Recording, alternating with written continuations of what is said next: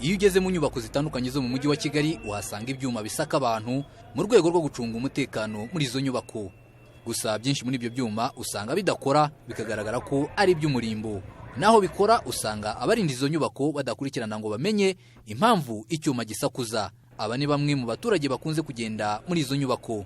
Ahantu unyura wenda ugasanga barasaka cyangwa barakora inshingano zabo nk'uko bikwiye, ariko hari n'ahandi unyura waba ufite ikintu cy'icyuma ntubabimenye cyangwa banabimenya usanga ntibaguhagaritse.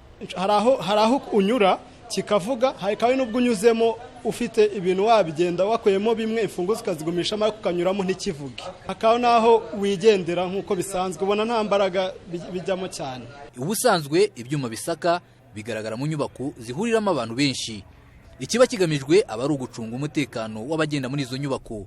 Kuba bene ibi byuma ahenshi bidakora, bigaragara ko igihe umuntu washaka guhungabanya umutekano muri izo nyubako byamworohera. Iki ni kimwe mu byuma maze gucamo ahangaha inyuma yanjye, ariko uko bigaragara nagiciyemo kirasakuza ndetse yewe baranansaka, ariko uko bigaragara icyuma nari mfite ni icyuma gifatanya impapuro, ntago babashije kumenya ko nyifite.